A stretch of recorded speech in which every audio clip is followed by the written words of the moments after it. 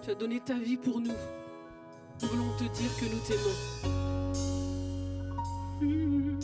Tout ce que je veux, c'est t'aimer. Tout ce que je veux, c'est t'adorer. Mon plus grand désir, c'est de rester à tes pieds. Et je lève les mains vers le ciel, que ton feu descende sur moi. Ranime le feu en moi, Seigneur. Encore une, tout ce que je veux, c'est t'aimer. Tout ce que je veux, c'est t'adorer. Mon plus grand désir, c'est de rester à tes pieds. Et je lève les mains vers le ciel, que ton feu descende sur moi. Allume le feu en moi, Seigneur. Encore une fois, demeure en moi, demeure en moi, demeure en moi, demeure en moi, demeure en moi. Tout ce que je veux, c'est t'aimer. Tout ce que je veux, c'est t'adorer. Mon plus grand désir, c'est de rester à tes pieds. Et je lève les mains vers le ciel, que ton feu descende sur moi. Allume le feu en moi, Seigneur. Encore une fois, demeure en moi, demeure en moi, demeure en nous, demeure en nous, demeure en nous, demeure en nous, demeure en nous, demeure en nous, demeure en nous. Je suis à toi, je suis à toi,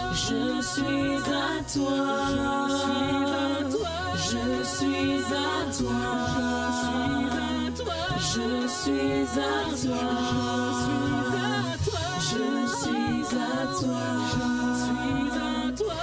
suis à toi, je suis à toi, je suis à toi, je suis à toi.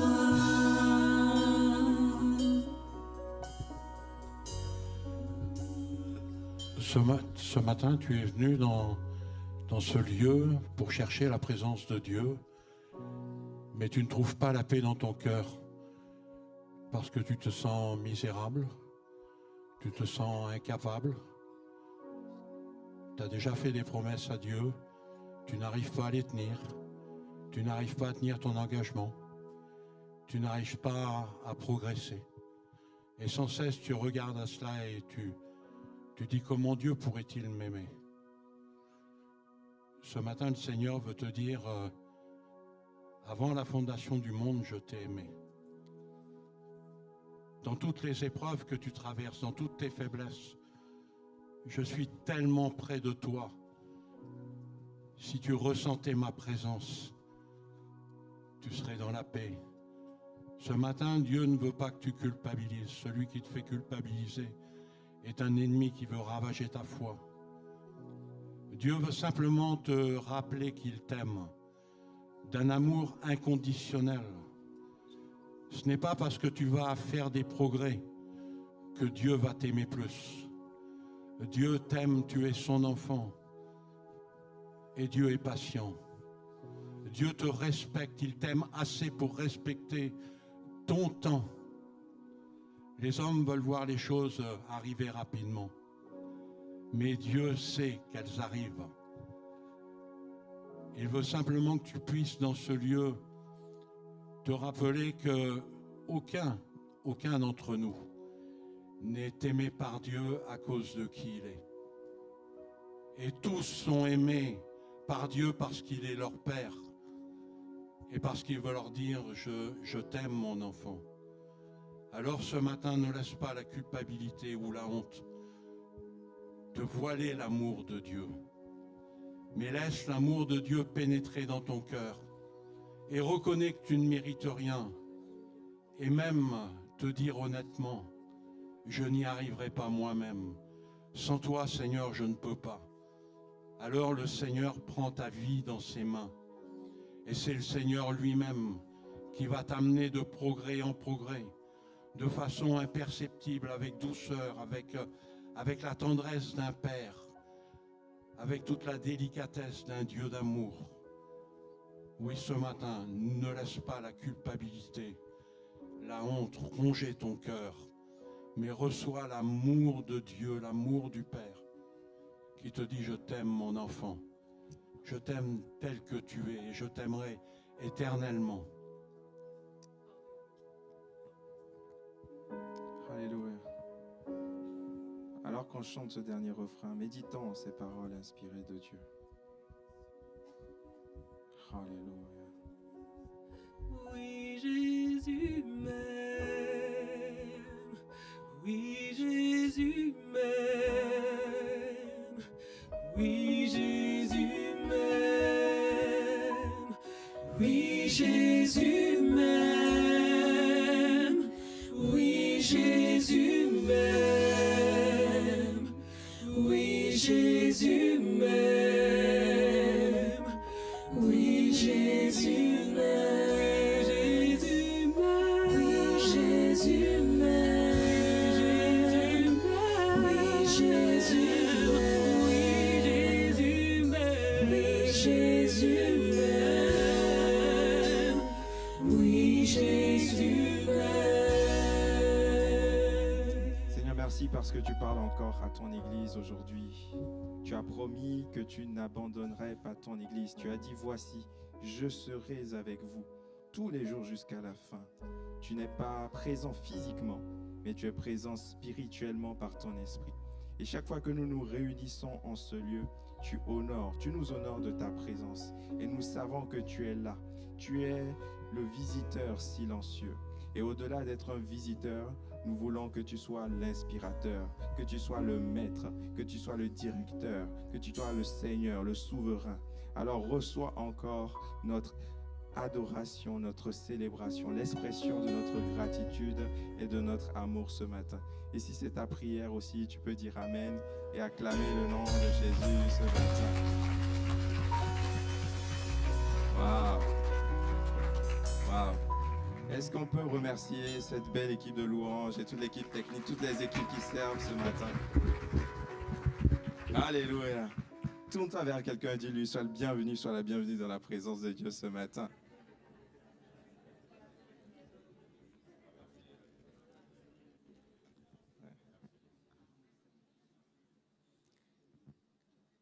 Alors, on veut saluer les personnes qui sont là pour l'une des premières fois. Si c'est votre cas, vous êtes nos invités d'honneur aujourd'hui. Levez simplement la main, on veut vous accueillir. Là où vous êtes, levez simplement la main. Waouh, soyez les bienvenus. Bienvenue, levez bien la main s'il vous plaît. Voilà, on veut vous honorer. Bienvenue, bienvenue, bienvenue. Alors gardez les mains levées, notre équipe d'accueil a un petit carton pour vous.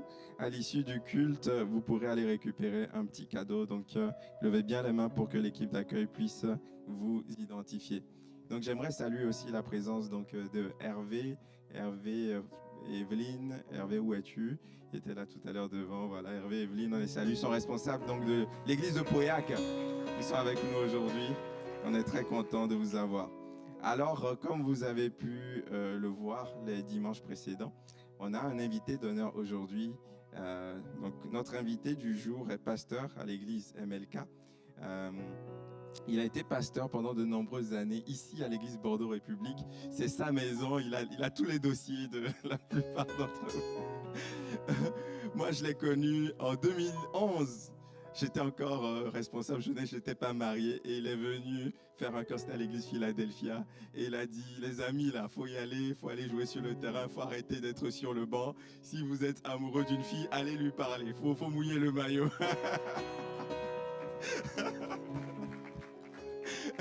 Donc, nos enfants lui doivent quand même un petit peu quelque chose avec Priscilla. Voilà, donc c'est un ministère reconnu en France pour son caractère de berger. Avec son épouse Françoise, ils aiment les gens et ils sont aimés des gens. Et ce matin, il a une parole de Dieu pour nous. Je suis tellement content qu'il soit là.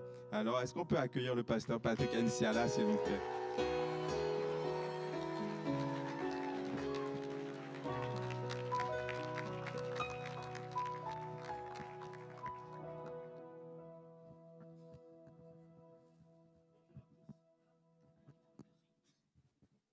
Quand on l'allume, c'est mieux. Bonjour à tous et à toutes. C'est vrai que ça fait du bien de se retrouver comme à la maison. Je sais que je suis invité, mais quelque part, je vous accueille aussi, n'est-ce pas? Je voudrais rendre grâce à Dieu pour ce qu'il a fait au travers des années. C'est vrai que la dernière fois que je me suis tenu ici pour prêcher, c'était il y a 15 ans. Ça remonte, hein? Je suis revenu un mardi soir, il y avait avec le pasteur Emmanuel Avril les mardis de l'Évangile.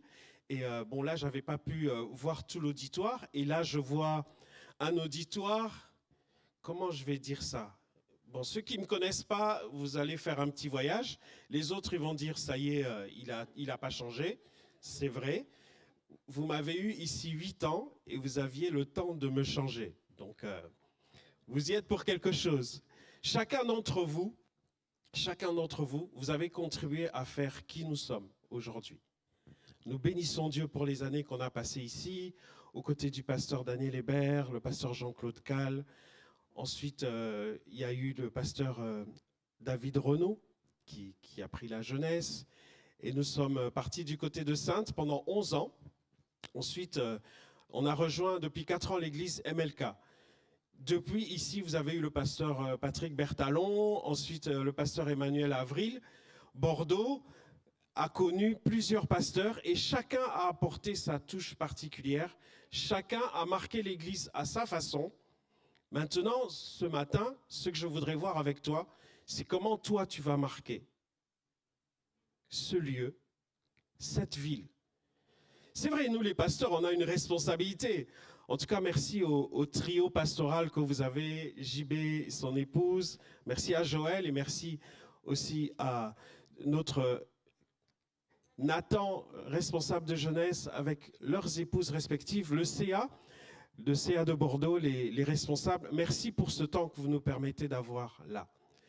Par contre, Bordeaux sera marqué par ta présence. Je sais, déjà là, en regardant l'auditoire, il y a certains, je dis, c'est bizarre. Il y a 15 ans, tu étais à peu près à la même place. Ça veut dire qu'en 15 ans, tu n'as pas bougé? Ouh là là, qu'est-ce qui s'est passé? Est-ce qu'on t'a vissé à ta chaise?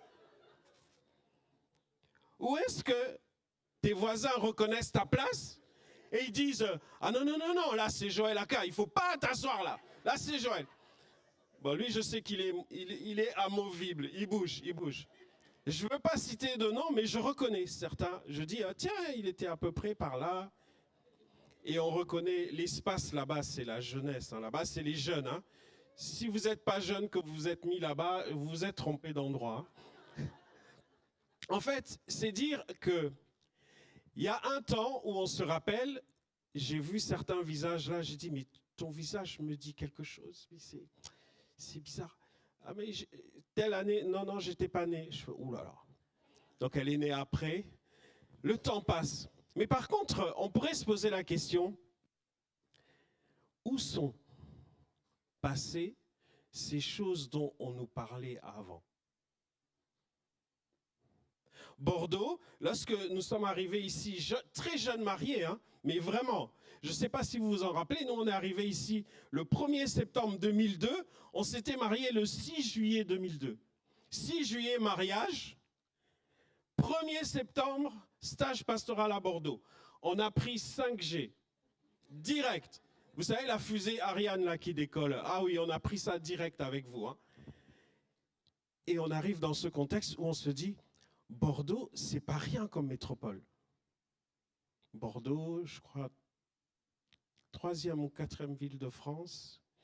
Elle se bat avec Toulouse au niveau économique et en population et en dynamisme. Il y a eu énormément de choses qui sont parties de Bordeaux, de votre assemblée. Si vous êtes nouveau ici, sachez que vous êtes dans un lieu qui est dans une église qui est une église qui a une renommée, qui a eu une renommée et qui a encore une renommée. Une église historique, comme on l'appelle. Mais il ne faut pas que toi, tu deviennes historique. Il faut que tu sois vivant. Il faut que tu sois vaillant. Il faut que tu sois frais. N'est-ce pas? Bien sûr, certains disent, mais oh, le pasteur, il est venu là pour nous faire Radio Nostalgie. Parlons un peu de nostalgie. Parlons un peu de nostalgie. Bordeaux a ouvert Lormont, qui est devenu Momentum. Ils ont ouvert Libourne. Ils ont ouvert La Teste, Pauillac.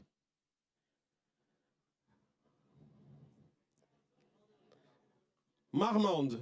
On continue? Bordeaux-Ouest. Encore? C'est aller plus loin, hein? Pau, jusque Pau. Villeneuve-sur-Lot. Agen. Vous voyez ces villes-là sur l'autoroute, hein? Mais des gens sont partis d'ici pour aller ouvrir là-bas. Ce n'étaient pas tous des pasteurs. Il y a des anciens qui étaient là dans l'église, qui sont allés pour faire des cultes et tout ça. Ça nous dit quelque chose. Frères et sœurs, l'église mère que vous avez été, elle a travaillé. Et je ne peux pas, le temps me manquerait ici de citer le nombre de serviteurs qui sont sortis d'ici. Et l'influence de l'église ici qui accueille, attention, à Bordeaux, on n'accueille pas n'importe qui. On accueille le directeur de l'école biblique, c'est juste à côté, l'ITB, qui doit être dans les rangs, je crois bien. Oui. Bonjour Benjamin. On accueille aussi ce qui a été Christ vous appelle, qui est devenu Évandis, qui est dans le coin.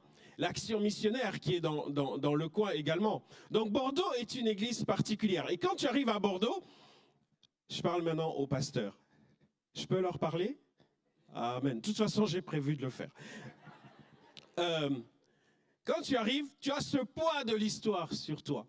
Moi, je suis arrivé, on m'a dit... Ce n'est pas les gens de Bordeaux, hein, mais ceux qui étaient dehors, ils m'ont dit, tu verras, tu auras le plus petit bureau, tu seras le stagiaire. J'ai dit, non, quand même.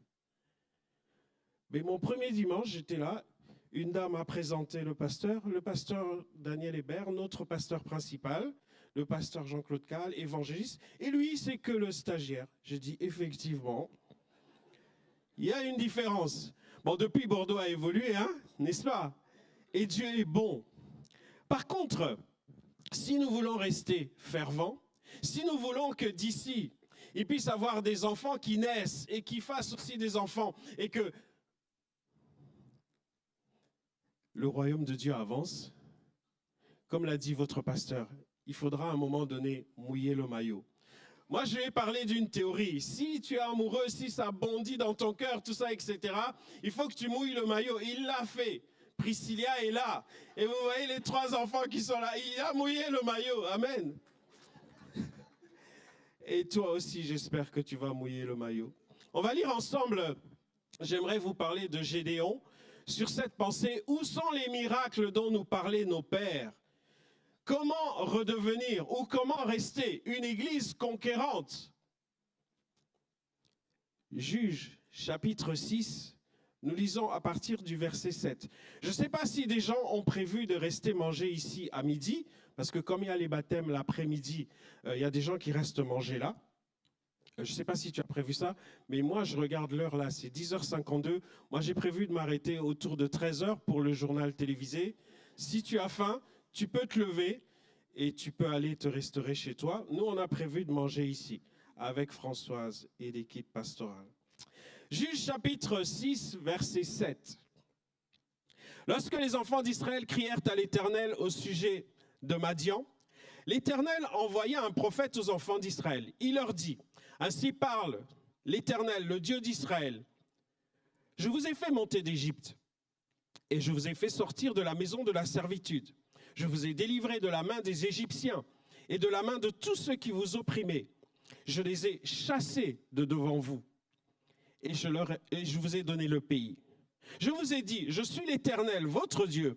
Vous ne craindrez point les dieux des Amoréens dans le pays desquels vous habitez. Vous n'avez point écouté ma voix. Puis, vint l'ange de l'Éternel et il s'assit sous les térébinthes d'Ophra qui appartenaient à Joas de la famille d'Abiézer. Gédéon, son fils, battait du froment au pressoir pour le mettre à l'abri de Madian. L'ange de l'Éternel lui apparut et lui dit, « L'Éternel est avec toi, vaillant héros. » Gédéon lui dit, « Ah, mon Seigneur, si l'Éternel était avec nous, pourquoi toutes ces choses nous sont-elles arrivées? Si Dieu était vraiment au milieu de vous, telle personne serait encore malade? Si Dieu est encore au milieu de nous, cette personne serait-elle partie auprès du Seigneur? Si Dieu, vous vous souvenez ces gens qui nous disent, et si Dieu, et si Dieu, et si Dieu? Et où sont tous ces prodiges que nos pères nous racontent? Quand ils disent, l'Éternel n'a-t-il pas nous a-t-il pas fait monter hors d'Égypte? Maintenant l'Éternel nous abandonne et il nous livre entre les mains de Madian. L'Éternel se tourna vers lui et dit, Gédéon, va avec cette force que tu as et délivre Israël de la main de Madian. N'est-ce pas moi qui t'envoie? Gédéon lui dit, ah mon Seigneur.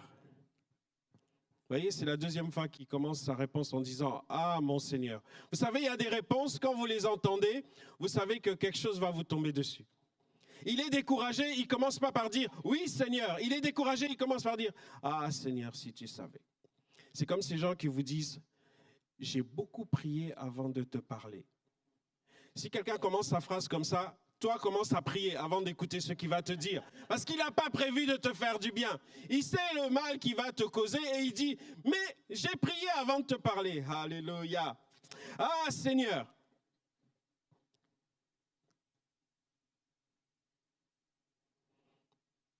Qu'est-ce qui se passe?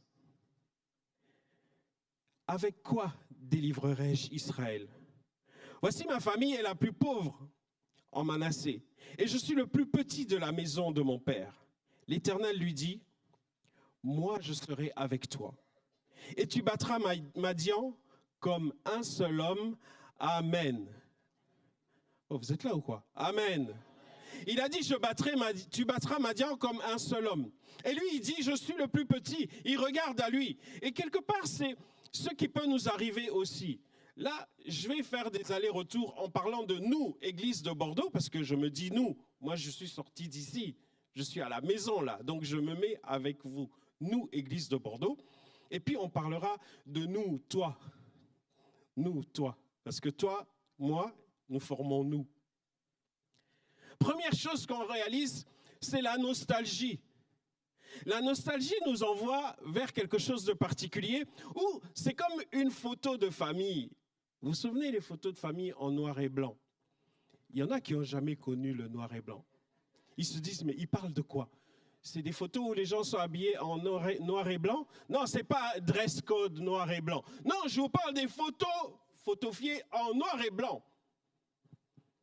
Il y a tellement longtemps. Et quand on regarde ces photos, on dit, ah oui, à lui, oui, il a fait l'université, après il a tout laissé, il est allé évangéliser en Chine. Lui, là, on ne sait même pas ce qu'il est devenu. Mais lui, il est toujours en train de bouder, on ne comprend jamais pourquoi il se fâche tout le temps. Elle, là, elle a toujours le sourire, elle a toujours la banane. Quoi qu'il arrive, elle a toujours la banane. Amen. On retrouve tous ces gens-là à Bordeaux. Il y a des gens que je ne vois pas dans l'auditoire parce que je sais qu'ils sont partis auprès du Seigneur, ils sont dans la gloire. Ils se reposent de leurs œuvres, après avoir servi, après avoir aimé Dieu. Ils sont dans le repos céleste, un repos bien mérité. Le Seigneur en avait besoin plus que nous. Ils sont partis, ils nous ont précédés dans la gloire. Il y en a d'autres pour lesquels on peut dire comme Gédéon, « Ah Seigneur, elle n'est plus au milieu de nous. Ah Seigneur, il n'est plus au milieu de nous. » Il y en a d'autres, c'est vrai, quand je vois des visages ici, là, toujours la banane, toujours le sourire qui est là. Je dis, mais déjà, il y a 23 ans, tu souriais comme ça, tu n'as pas des crampes? Non, mon cœur est rempli de joie. Amen. Il n'y a pas des crampes parce que mon cœur est rempli de joie et je souris. Et il y en a d'autres qui sont un peu plus discrets, c'est vrai. Mais quand ils parlent, il y a un baume qui vient rafraîchir ton cœur, qui vient apaiser. Amen. Dieu est bon. Mais dans cette nostalgie-là, c'est de se dire, Bordeaux qui a ouvert, Bordeaux qui a travaillé, Bordeaux qui s'est répandu. Il nous reste des souvenirs. Est-ce que vous connaissez les MMS? Vous ne connaissez pas les MMS? Je vais vous expliquer ce que c'est. Quand on commence à faire des choses, il y a un engouement du début. C'est matin, midi, soir. On est encouragé, on est là, on fait, on travaille. Matin, on veut évangéliser. Midi, on veut évangéliser. Soir, on veut évangéliser. On est dans le feu. Après, avec l'âge, ou les circonstances, ou la démotivation, ou alors à force de se prendre des coups sur la tête. Moi, je me rappelle au début que je suis arrivé là, responsable de jeunesse, j'avais plein de feu dans mon cœur parce que on nous avait dit, et c'était le cas dans les assemblées de Dieu, les pasteurs en stage, ils faisaient 2 ans, puis ils partaient. On s'est dit avec Françoise, on a 2 ans avec ces jeunes, on va tout essayer, on va tout essayer. On a tout essayé. Les jeunes, ils ont marché au forceps. Au bout d'un moment, on les a fatigués. On a fait une réunion là. Alors, c'est quoi? On fait le bilan de l'année. Patrick, on veut faire moins de sorties. Ma femme m'a dit, tu vois, tu as fatigué les jeunes. Je fais, ah oui. Et moi, j'étais content. Je dis, c'est moi qui les ai fatigués. Parce qu'on était motivés, matin, midi, soir. Après, quand le temps vient, quand tu te fatigues, quand tu prends aussi la réalité en face, la réalité de la vie. C'est plus matin, midi, soir. C'est mars, mai et septembre. On va aller évangéliser. Oui, j'irai à l'évangélisation de mars. On va aller pour le jeûne et prière. Oui, j'irai en mai. Il y a les baptêmes à l'église. Mais j'irai en septembre. C'est MMS. Mais si tu ne te ressaisis pas, il reste le dernier MMS que je ne voudrais pas, puisque je parle de la nostalgie. Ça devient mes meilleurs souvenirs. Ah, je me souviens, je me rappelle un jour ici, on priait avec quelqu'un et il m'a dit, tu vois, tu as fini ta prière, je ne suis pas guéri. Moi, j'ai connu le réveil du temps de Scott. On priait, il y avait des miracles. Et là, tu vois, il n'y a rien qui se passe. Ça m'a fait mal. J'ai dit, oh, c'est lui, c'est moi, qu'est-ce qui se passe? Alors, je cogitais avec ça. Puis, j'ai suivi à la sortie. Je lui ai dit, écoute, toi, tu as connu le réveil à l'époque de Scott. Moi, je n'étais pas là. Donc, c'est toi qui as perdu quelque chose. Moi, je n'étais pas avec Scott. C'est toi qui as changé, c'est toi qui as perdu quelque chose. Alors c'est à toi de te réveiller, c'est pas à toi de venir me culpabiliser en disant j'ai connu ça, j'ai connu ça. Mets en moi cette motivation, donne-moi la soif de ces miracles que tu as vus, de ces miracles que tu as vécus, de ces temps où tu allais évangéliser et que les gens prenaient la Bible, etc., etc. Et ça va me motiver pour pouvoir aller plus loin avec le Seigneur. La nostalgie. Mais par contre, ces temps glorieux qu'on a vécus, ça doit nous rappeler que si nous voulons bâtir des choses, ce n'est pas avec la nostalgie qu'on bâtit. La nostalgie ne bâtit pas l'avenir, mais la foi est capable de bâtir l'avenir. Je vais dire le quartier, il y en a qui vont dire, mais jamais il n'y avait pas d'église là-bas. L'église de Bordeaux a été du côté de Mériadec. On a cassé tout ça. Si tu vas aller chercher l'église, tu ne vas pas la trouver. On a tout cassé. On a fait Mériadec, là, que tu connais. Mais si on est arrivé jusqu'ici, et s'il y a eu des ouvertures jusqu'à plus de 100, 200 kilomètres d'ici, c'est parce que l'église que nous sommes, elle a eu la foi. La nostalgie ne bâtit pas. Tu ne vas pas venir me dire, hier c'était comme ça, hier c'était comme ça. C'était hier. Merci Seigneur pour hier.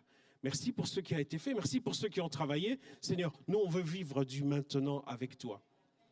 Et il se passe quelque chose, c'est de dire, si un jour il y a eu Bègle, et si maintenant il y a Bordeaux-Ouest à Mérignac, on veut croire qu'il y en aura encore d'autres. Puisque quand je vous vois là, United Colors of Jesus Christ, c'est magnifique. On sait qu'on peut atteindre toute la cube là. Il n'y a pas que sur les bus que c'est écrit cube. Il faut qu'au niveau de la foi aussi, il y ait la cube et qu'on continue d'impacter notre région. Mais il se passe quelque chose avec Gédéon. Gédéon a un cri dans son cœur.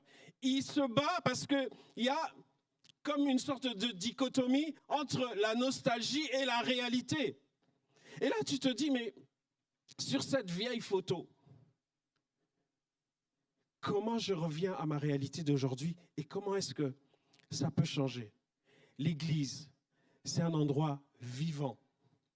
Ce n'est pas seulement un endroit du souvenir. Bien sûr, on veut se souvenir. Et moi, je me souviens, certains, ils m'ont vu ici balbutier.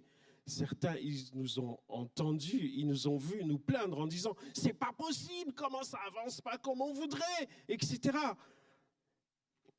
D'autres nous ont vus pleurer. D'autres nous ont vus rire. D'autres, on est venu rire chez vous. On est venu se fâcher chez vous en disant « mais je ne suis pas d'accord, comment ça se fait que… » Et d'autres nous ont consolés, comme nous aussi nous vous avons consolés. C'est ça l'Église, c'est passé. Mais pour l'avenir, nous voulons regarder de l'avant. Deuxième chose, le cri de Gédéon. Ce cri de Gédéon, il est fort parce que Gédéon ne doit pas rester dans sa bulle à regarder les souvenirs dont on lui parlait. Ah là là. Si tu restes dans la bulle à regarder les souvenirs, forcément, tu vas te culpabiliser en disant, mais comment se fait-il qu'il me parle de toutes ces choses-là et moi, je ne vis rien? Je me souviens encore que j'ai voulu contester avec les jeunes. Je me suis dit, moi aussi, je suis jeune. Je vais quand même leur montrer que je suis jeune. Alors, j'ai proposé à des jeunes qu'on aille jouer au tennis du côté de Talence. Et pour moi, ça n'allait pas assez vite. Je voulais montrer vraiment ma fraîcheur et ma force, la niaque. Il y a encore du jus. Et je les ai mis deux en face de moi. Moi, j'étais seul de l'autre côté du terrain de tennis. Et puis, bam, bam, bam, bam. Et je dis, ça y est, ça va, il y a du jus, ça va, j'assure. C'est eux qui sont essoufflés, tout ça, etc. À la fin de la journée, j'arrivais plus à poser mon pied à terre. Le genou était coincé, hôpital, kiné, 3 mois de repos pour le genou, tout ça, etc. Mais je venais avec mes béquilles. Et il y a un frère du voyage qui m'appelle, il me dit, écoute, notre enfant ne va pas bien, on sort de l'hôpital et on lui a trouvé une boule de graisse dans le cerveau. Et c'est inopérable. Est-ce que tu veux venir prier avec nous? Je dis, oui, je viens. Je suis venu et on a prié. Et là, de toutes mes forces, je priais. Je repars. Le lendemain matin, il m'appelle, frère. J'entendais que dans la caravane, ça s'excitait, tout ça. Je dis, qu'est-ce qui se passe? J'avais peur que l'enfant soit parti auprès du Seigneur. Je dis, il est arrivé un problème avec lui. Il dit, non. Il est guéri, on revient de l'hôpital. Et là, ils ont fait le scanner, il n'y a plus de boule de graisse, tout est bon. Non, vous êtes gentil. Moi, je n'ai pas applaudi. Je n'ai pas applaudi du tout. Je dis, Seigneur, qu'est-ce qu'il y a de plus difficile? Mon genou là, avec la rotule, ou la boule de graisse dans la tête? Je dis, comment ça? Moi, j'ai prié pour lui. Et ma rotule est toujours à l'envers. Seigneur, comment ça se fait que moi, je n'ai pas reçu? Où sont ces miracles dont nous parlaient nos pères? Restons pas dans la nostalgie, mes frères. Gédéon, quelque part, il est rempli de doutes, il est rempli de craintes. Et il se demande, mais qu'est-ce qui va se passer? Qu'est-ce qui va se passer avec Madian? Il prend le froment et il le cache pour pas que les ennemis puissent profiter de la nourriture, des subsistances, des besoins primaires pour les Israélites. Gédéon fait ça, bien sûr avec courage, mais il a peur, puisqu'il se cache. Il ne fait pas ça à la lumière. Et j'aimerais te dire quelque part, lui qui se souvient des récits des anciens, il se dit, mais c'est ce Dieu-là qui nous a fait sortir d'Égypte. Et les peuples tout autour avaient peur d'Israël, parce qu'ils se souvenaient de comment Dieu avait fait, comment la puissance de Dieu. Vous connaissez l'aquarium de La Rochelle, c'est une invention humaine. Et c'est Dieu qui a inventé l'aquarium. Souvenez-vous quand il a ouvert la mer Rouge. Un mur à gauche, un mur à droite. Et les poissons, ils étaient où? Ils n'étaient pas par terre, hein? Ils étaient dans le mur à gauche et à droite. Alléluia, c'est ça l'aquarium. Toi, tu vois l'aquarium de La Rochelle, tu dis, oh, c'est beau, c'est impressionnant. Non, la mer Rouge, il y avait aquarium. Le cri de Gédéon, le cri de Gédéon, c'est que entre la nostalgie et la réalité, Dieu ne nous appelle pas à pleurer sur hier. Il ne nous appelle pas à pleurer sur le passé. Mais Dieu nous appelle à agir aujourd'hui. J'ai un énorme respect pour le passé, ce que les aînés ont fait, ce que les anciens ont fait. C'est magnifique. On ne va pas pleurer dessus parce qu'eux, ils se sont réjouis en vivant ces choses-là.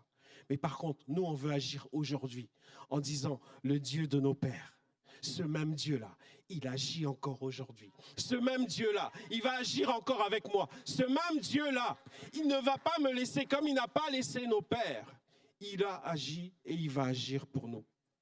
L'église de Bordeaux, nous voulons nous souvenir de ces grandes œuvres. Bien sûr, moi j'ai une pleine liberté aujourd'hui, puisqu'en fait, après moi je remonte à Créteil, tranquille. Joël, Nathan et JB, ils vont se débattre avec tout ce que j'ai dit là. Bon, moi je serai tranquille chez moi. Mais par contre, les souvenirs ne suffisent pas. C'est comme une équipe de foot.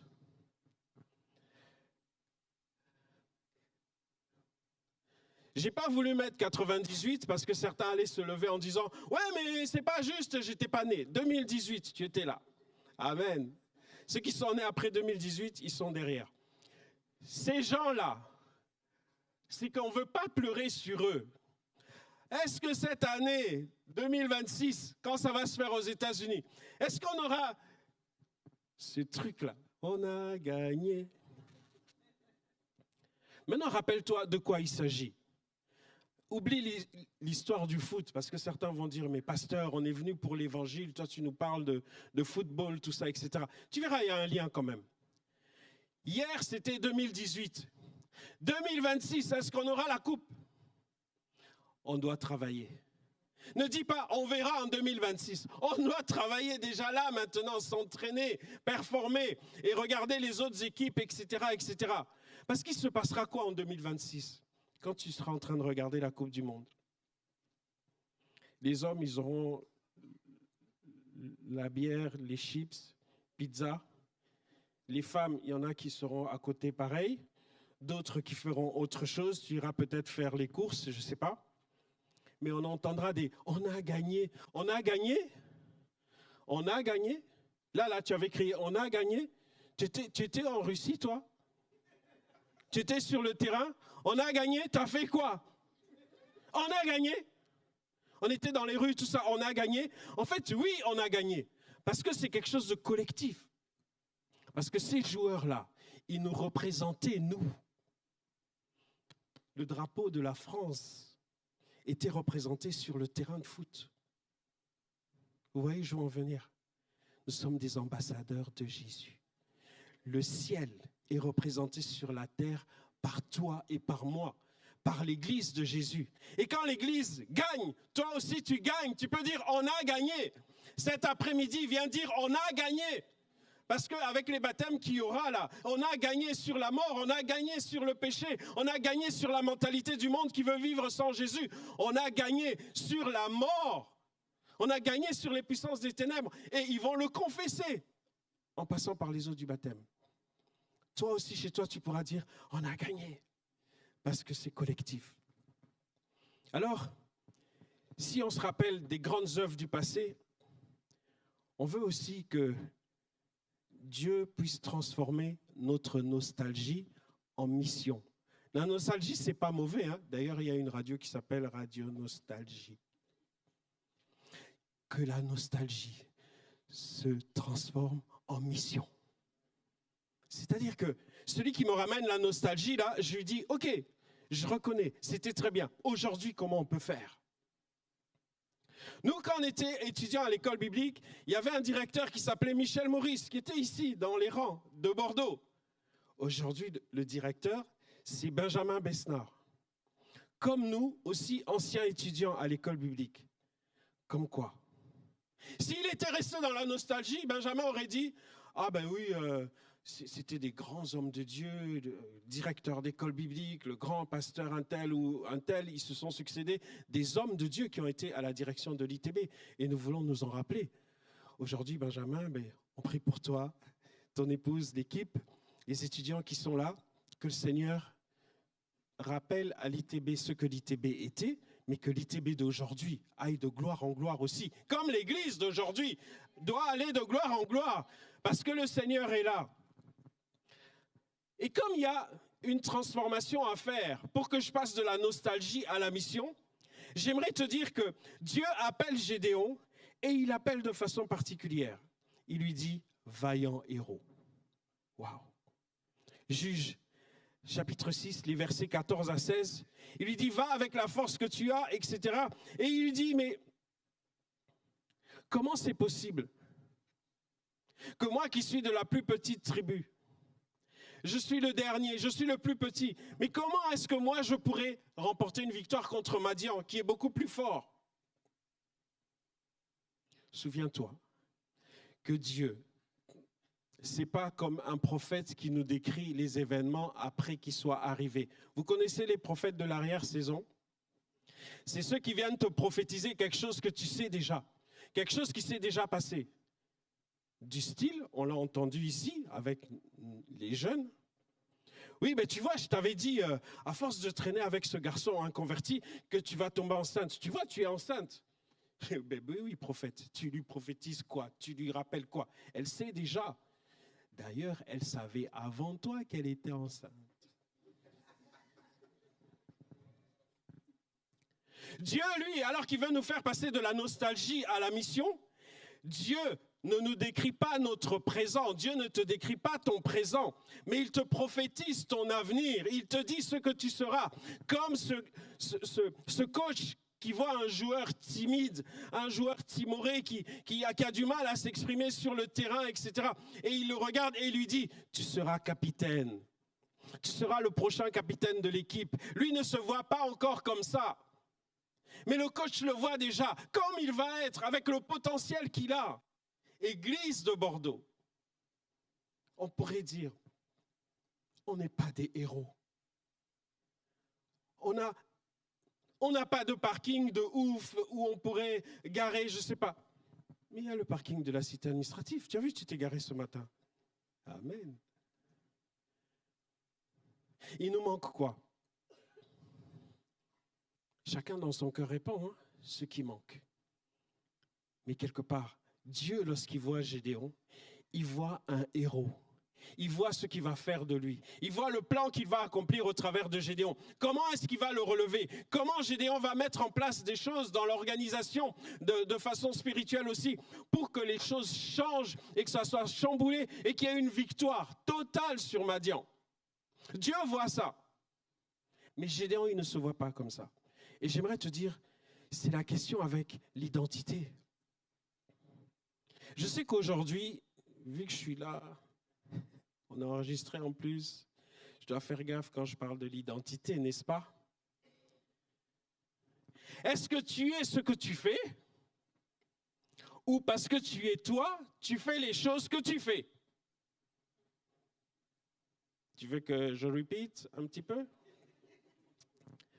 Comme j'aime bien les images, les Bordelais savent hein, que je suis un amoureux des images d'illustration.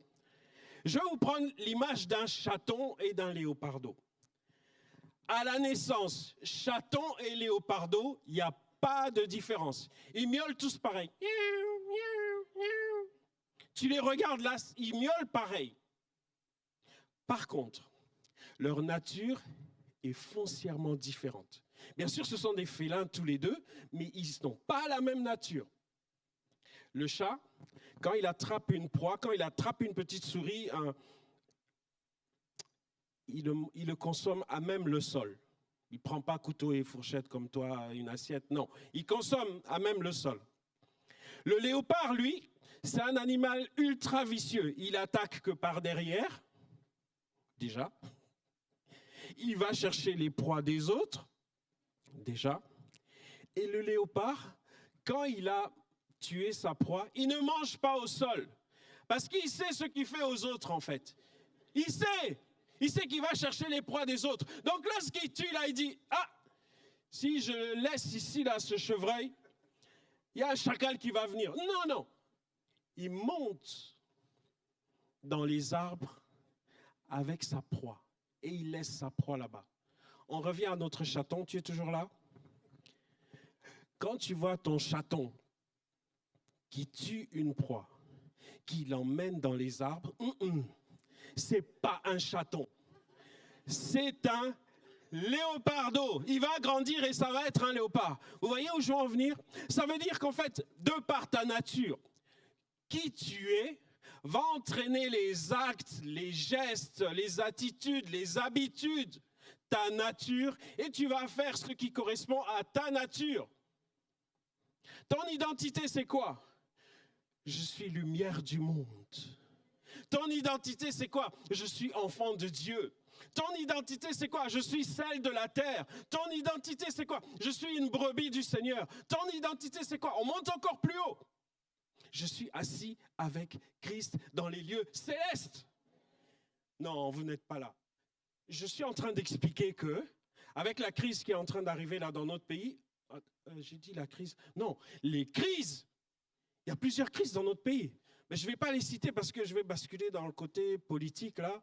1905, on a séparé les pouvoirs. Mais il y a plusieurs crises qui sont en train de nous tomber dessus. Et avec ces crises-là, on a besoin de savoir qui on est, notre identité. Et Gédéon, il avait besoin que le Seigneur le remette en place par rapport à qui tu es. Gédéon, tu n'es pas un petit, tu n'es pas le petit. D'ailleurs, on est le pays des petits. Où est-ce qu'il est, Marc, le tourneur? Marc, tu es là dans l'auditoire? Où est-ce qu'il est, Marc? J'ai vu tout à l'heure, Marc. Il est en train de travailler dans le bâtiment. Mais quand vous voyez Marc, le tourneur, c'est un grand modèle. Hein? Il n'est pas comme moi. Nous, lorsqu'on faisait la distribution des tailles, nous, on s'est retrouvés dans les derniers. Marc, il était dans les premiers. Marc, il n'est pas petit. Donc, il ne faut pas dire à Elisabeth, elle ne peut pas dire de Marc, « mon petit mari ». Non! On est le pays des petits. Pasteur, tu vas nous apporter un petit message? Priscilla et le groupe de louanges, ils nous ont fait un petit cœur. Je vais aller voir mon petit mari et puis je vais lui faire des bons petits plats. Tout est petit. Et dans tout ce petit-là, je reste petit aussi. Et il ne faut pas que je reste petit dans l'église, parce que l'église, c'est l'épouse de Jésus.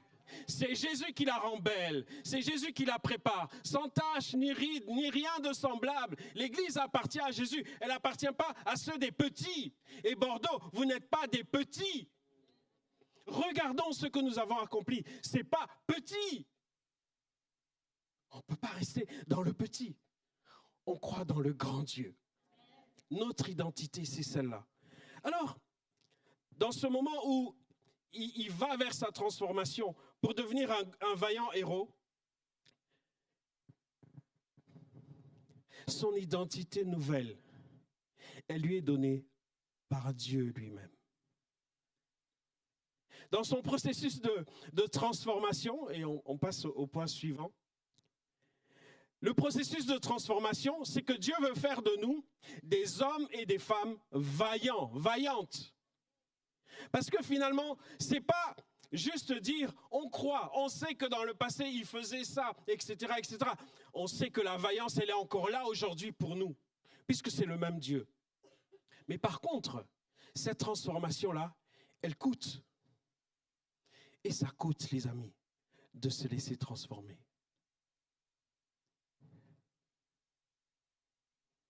Le cocon qui contient le ver, qui va donner plus tard le papillon, ça va coûter au ver de grandir à l'intérieur d'un cocon.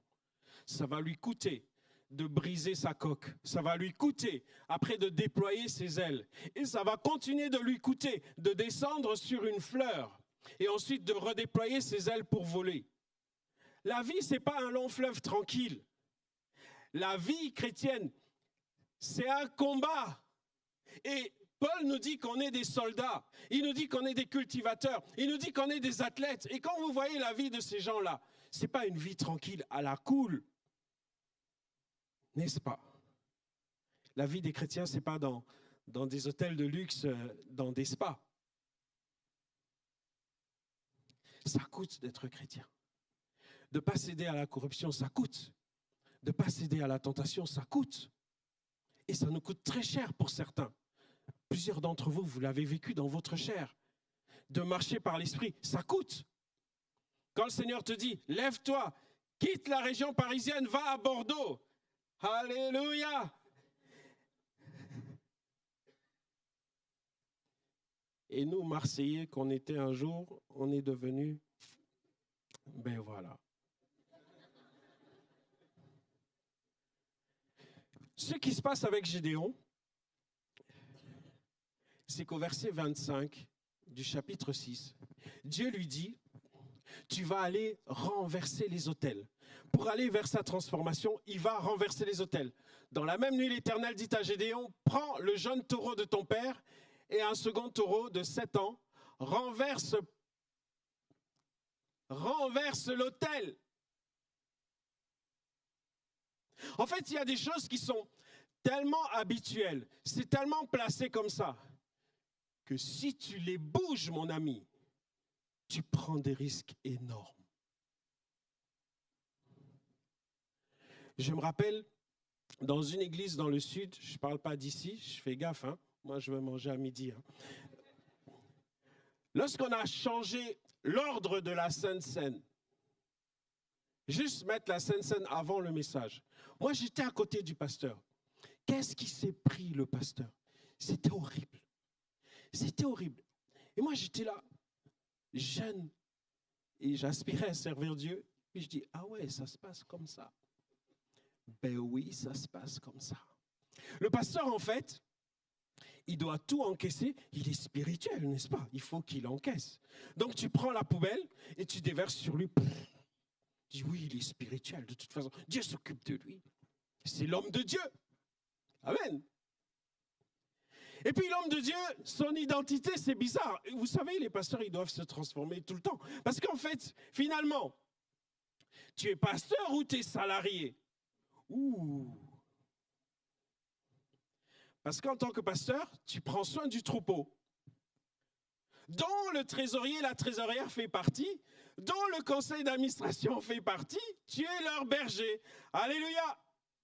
Mais je sais que ils sont tous mes amis dans le conseil d'administration, ne vous inquiétez pas. Ça va, hein? Il y en a qui sont dans la salle. Amen. Il y a 23 ans, c'était déjà comme ça. Il y en a qui disent, ça y est, il n'a pas changé. Vous deviez me changer ici. Et ce pasteur qui est le berger du conseil d'administration, il doit prendre soin de ses brebis. Mais le trésorier ou la trésorière, c'est qui le trésorier maintenant? Pascal Choreau? Ah, il est à Mérignac. Pascal Choreau, il fait la fiche de paye des pasteurs. Là, on bascule dans un autre monde. C'est plus le monde de l'église, c'est le monde du travail. Tu as travaillé tant d'heures, on va te payer ces heures-là. Tu as droit au congé temps, on va te donner ces congés-là. Alléluia! Mais c'est ton berger! Seigneur, transforme-nous. De quoi je voudrais parler ici avec Gédéon? Il a brisé l'autel des idoles.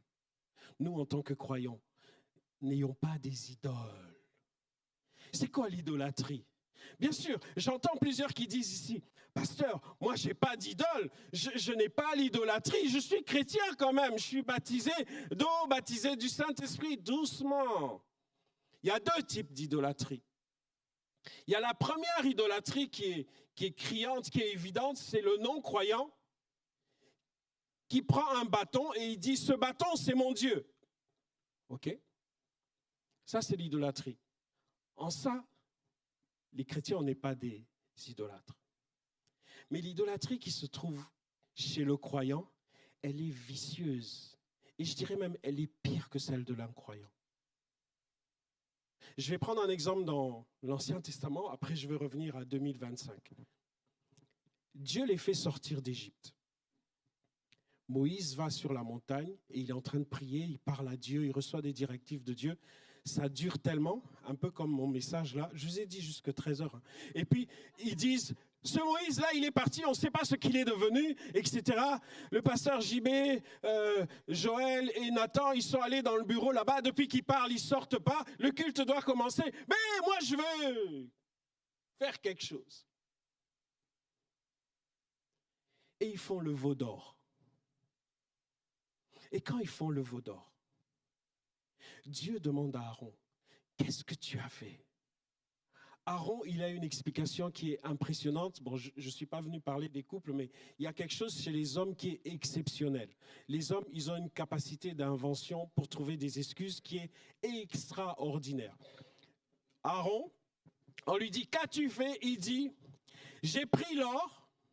Lisez dans l'Ancien Testament. J'ai pris l'or, j'ai jeté dans le feu et il en est sorti un veau. Il est magnifique. Il est magnifique. Moi, j'aimerais bien faire des œuvres d'art comme ça. Tu prends, tu jettes dans le feu et puis pouf, ça sort comme ça. Non, il y a eu un modèle. Il y a eu un modèle. Il s'est inspiré d'un modèle. Cette idolâtrie-là, c'est quoi? Vous voyez Prison Break ici, là? Donc, il y a quelqu'un qui dit, si pendant le culte, il n'y a pas la batterie, Dieu n'est pas là. Si à l'ITB, tous les étudiants qui sont inscrits à l'ITB, ils ne parlent pas tous en langue pendant le temps de prière, il n'y a pas Dieu à l'ITB. Je connais le directeur, son épouse, je sais que ça fonctionne, la vie de l'esprit. Amen. C'est pour ça que je me permets de le dire. C'est quoi cette idolâtrie? C'est-à-dire qu'on sait qu'il y a un Dieu qui existe, on sait qu'il est souverain, etc., etc., mais on prend quelque chose qu'on met à côté de Dieu et on dit, tout ça c'est Dieu. Vous êtes avec moi? C'est ça l'idolâtrie. C'est ça les idoles modernes. Quand on est dans l'obsession du succès, vous connaissez les success stories, où on nous dit, voilà, il faut que tu sois comme ça. Comme certains nous disent, et c'est une phrase que je ne comprends plus, il faut que je devienne la meilleure version de moi-même. Toi, tu vas être une version de toi-même. Donc, tu restes toi-même, mais 2.0, version GPT, gestion comment? En fait, non, je n'ai pas à devenir une nouvelle version de moi-même. J'ai besoin d'être la version transformée par le Saint-Esprit, transformée par le Seigneur. Je comprends quand les gens disent ça, mais ce n'est pas ce qu'on doit être. Ils brisent les idoles, le besoin de pouvoir dominer sur l'autre. Ça peut devenir une idolâtrie. La dépendance à l'opinion des autres.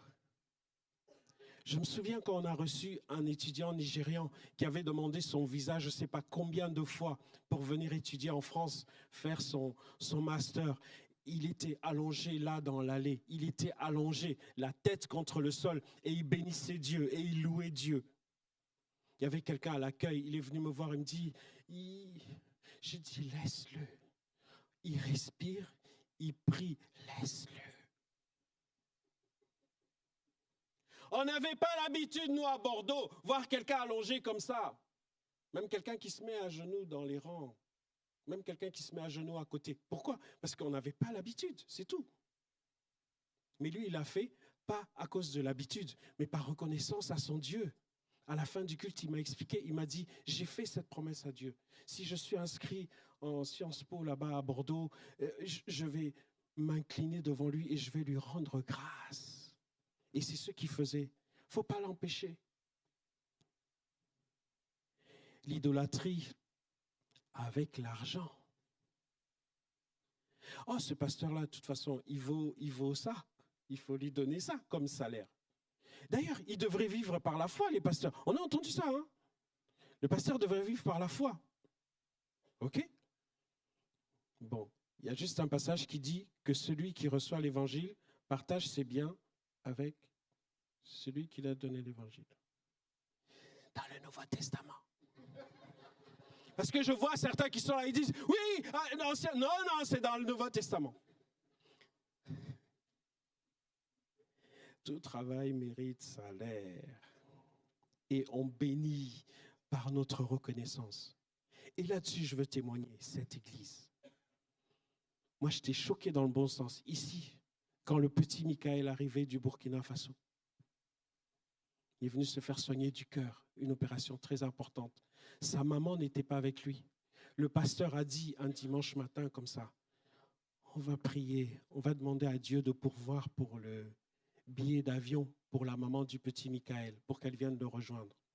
En une offrande ce dimanche-là, il y avait le billet pour maman et le billet pour papa. Ça, c'est vous. Ça, c'est vous. L'argent n'est pas une idole.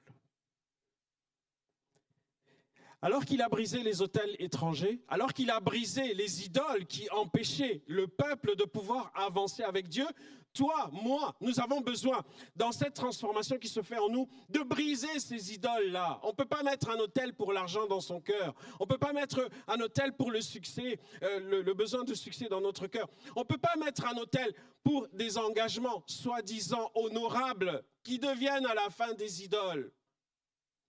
Bien sûr, c'est de se rappeler que tout ce qui prend la place du Seigneur dans notre cœur devient une idole. Et Gédéon, il brise tout ça. Et la Bible nous dit, il prend même, puisque Dieu lui demande, il dit, tu prends le bois là avec lequel on a fabriqué l'idole et tu fais le feu avec. Alléluia, c'est trop bon ça. Le même bois qui servait à l'idole. Dieu dit, mets ça au feu et tu fais une offrande. Tu fais un sacrifice. La croix est venue, mes amis, pour que toutes les idoles soient abattues. La croix est venue pour que le péché soit vaincu. La croix est venue, mes amis, pour que les puissances des ténèbres, elles soient vaincues. Et elles sont vaincues. Commence pas au nom de Jésus, à tout va. On te donne un cadeau, tu es là, au nom de Jésus, parce que je ne connais pas le cœur de celui qui m'a donné le cadeau. Donc, il te déteste tellement, il veut tellement te faire du mal, il te dit, ah, je vais lui faire un cadeau, ça va lui faire mal. S'il vous plaît. Oui, j'oublie pas que je suis congolais, n'est-ce pas? Nous, on est spécialistes, hors catégorie. On trouve des doctrines même que même Dieu n'est pas au courant. Mais Dieu ne nous appelle pas à l'obéissance dans la peur. Dieu ne nous appelle pas à faire des choses par religion ou pour attendre en retour de la part de Dieu. Je voudrais avoir le bac, donc je vais jeûner 3 semaines pour que j'ai le bac. Mais ton cerveau dedans, là, je sais qu'il y a des médecins dans la salle, des infirmiers, je ne connais pas trop les choses là. Il a besoin du glucose, la chose là qu'il y a dans notre tête. Donc si toi tu jeûnes 3 semaines, tu ne vas pas réviser comme il faut. Demandez aux étudiants, va jeûner 3 semaines, tu vas voir. Ah, je ne retiens plus, pasteur, priez pour moi. Arrête de jeûner!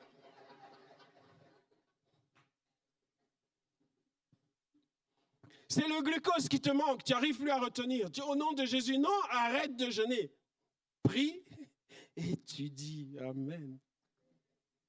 Et une dernière chose qui se passe. On va lire ça. Chapitre 6, verset 34. La transformation qui arrive dans la vie de Gédéon. Gédéon fut revêtu de l'Esprit de l'Éternel. Il sonna de la tempête. Et Éléazar fut convoqué pour marcher à sa suite. On voit ici que la transformation qui se fait chez Gédéon, elle est faite par le Saint-Esprit. Ce n'est pas moi qui me change. C'est pour ça que je parlais de meilleure version, là, que ça pose un problème à certains moments. C'est qu'en fait, le Seigneur a changé, transformé Gédéon. Mais avant ça, il y a eu le sacrifice. C'est-à-dire qu'il y a d'abord la croix qui vient. Je suis pécheur, je suis pécheresse. Je réalise que j'ai besoin du Seigneur. Je réalise que je suis perdu. Je réalise que le péché est assez grave pour emmener Jésus sur la croix. Et parce que Jésus est mort et ressuscité, tout à l'heure on verra, ils seront plongés dans l'eau parce qu'ils sont morts avec Jésus au péché. Et ils vont sortir de l'eau parce qu'ils sont en une identité nouvelle, ressuscités avec Christ, rendus vivants. Et parce qu'il y a le sacrifice, c'est après qu'il y a l'action du Saint-Esprit. Il y a d'abord Pâques avant qu'il puisse avoir la Pentecôte. Il y a d'abord le sang qui est versé pour le pardon avant qu'il y ait l'effusion du Saint-Esprit. Une vie remplie du Saint-Esprit, la puissance du Saint-Esprit. Mes amis, ne faisons pas semblant, on en a besoin plus que tout aujourd'hui. Quand tu prends un ChatGPT qui commence à te dire des choses sur toi, moi je n'y croyais pas, j'ai tapé mon nom. Je dis, mais ce gars-là, il a trouvé ça où ? Conférencier, pasteur, influenceur qui prêche l'évangile dans la francophonie. Tu m'as vu où dans la francophonie? Je suis en France. Vous pouvez regarder ces vidéos ici, là, là. Je dis, mais c'est dangereux ça. On dit l'Éternel est mon berger. Il ne faut pas que ChatGPT devienne ton berger. Le Seigneur les teste dans la transformation qu'il fait. Gédéon qui prend des hommes pour pouvoir aller vaincre Madian. Dieu lui dit non, il y a trop de monde encore. Il leur fait un premier test, il leur fait un deuxième test. De tout le monde qu'il y avait, il reste 300 personnes. Dieu veut nous montrer que ce n'est pas avec le nombre qu'on gagne, mais c'est avec ce que Dieu met à notre disposition. C'est avec nos cœurs changés, nos cœurs transformés. C'est là qu'on gagne. Ce n'est pas le nombre. La gloire de Bordeaux, c'était le nombre à une époque. Merci Seigneur, aujourd'hui, ce n'est pas le nombre. Hein? Sinon, on serait vraiment mal. Même si Dieu n'est pas contre le grand nombre. D'ailleurs, pour notre humilité, les 7 églises qu'on prend en repère dans l'Apocalypse, il n'y a aucune notion de nombre dans ces églises-là. Combien ils étaient? Est-ce qu'ils étaient 5? Est-ce qu'ils étaient 5 000? Est-ce qu'ils étaient 10 000? Le plus important, c'est leur cœur vis-à-vis de Dieu. Le plus important, c'est comment ils vivent la parole. Le plus important, c'est comment ils annoncent leur témoignage. C'est ça, l'Église. Alors, j'aimerais qu'on retienne ceci. La ferveur avec Dieu, la vie de l'esprit avec Dieu, ce n'est pas une option, mais c'est une arme. Quelque part, si je ne m'entraîne pas au quotidien, comment est-ce que je veux remporter les victoires de demain? Je me rappelle avec les jeunes, et pardon d'avoir été insistant, très lourd avec ça. Les jeudis soirs, lundi soir, il y avait évangélisation sur les campus. Je vous assure, on était un bataillon militaire. On avait les sondages à faire, on avait des prospectus et on avait la parole qui était là. On priait avant et puis on allait. On a insisté, il faut venir, il faut parler de Jésus, il ne faut pas se cacher, etc., etc. Et puis à un moment, l'université de Bordeaux nous a dit non, c'est fini. On ne veut plus vous voir ici. On ne sait pas faire la différence entre vous et les témoins de Jéhovah qui mettent des croix sur les portes où ils sont passés. Donc, on arrête pour tout le monde. On a arrêté. Mais est-ce que la ferveur s'est arrêtée dans leur cœur? Est-ce qu'on a été à bougonner, à faire une manifestation pour demander de retourner sur les campus? Seigneur, que la vie de l'esprit, elle soit entretenue. J'ai vu ici que les mardis, il y a les temps de vie de l'esprit, des temps de prière, des temps dans la présence du Seigneur. C'est là que se remportent les victoires. C'est là. C'est là. Cette athlète qui travaille et qui s'entretient d'abord pour elle-même, mais elle s'entretient aussi pour les défis qui vont venir. Et les défis qui sont en train de venir, ils sont grands.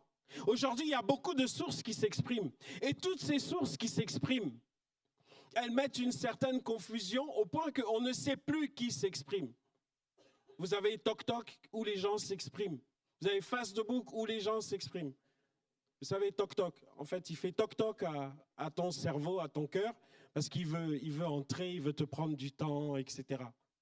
Il y en a qui disent TikTok, mais moi je dis TokTok. Et s'il n'y a pas la vie de l'esprit, s'il n'y a pas l'action du Saint-Esprit dans les cœurs, les nôtres d'abord, pour aimer, pour témoigner, pour s'entretenir des choses de Dieu, s'il n'y a pas la vie de l'esprit qui permet l'expression des dons spirituels, pour dévoiler les secrets qu'il y a dans les cœurs des gens, on sera juste une source qui s'exprime parmi tant d'autres.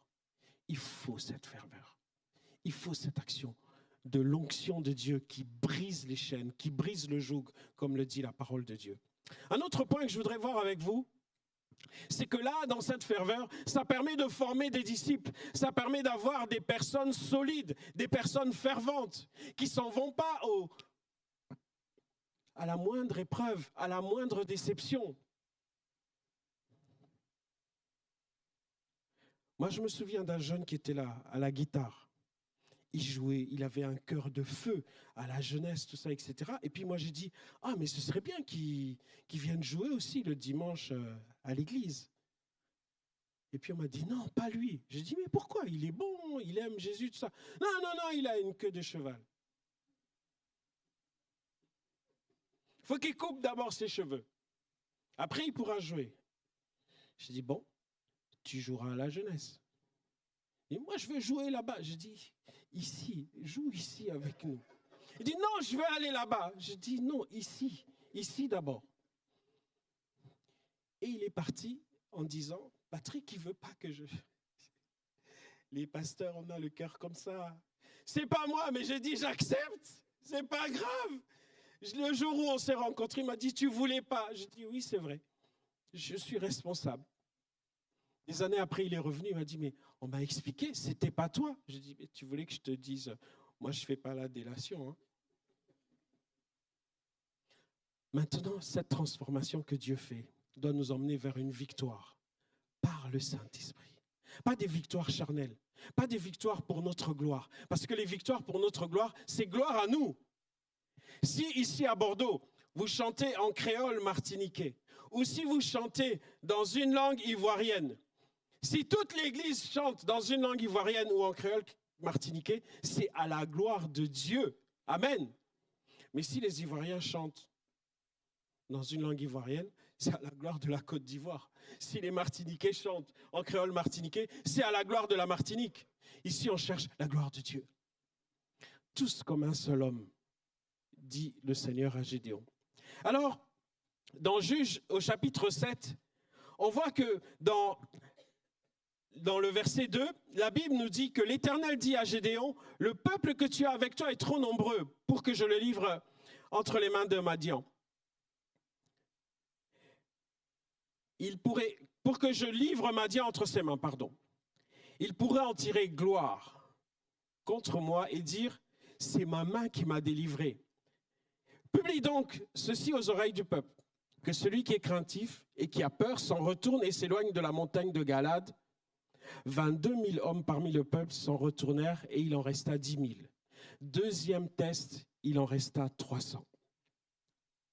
Mes amis, l'action du Saint-Esprit, elle vient faire la sélection entre ceux qui lui appartiennent et ceux qui ne lui appartiennent pas.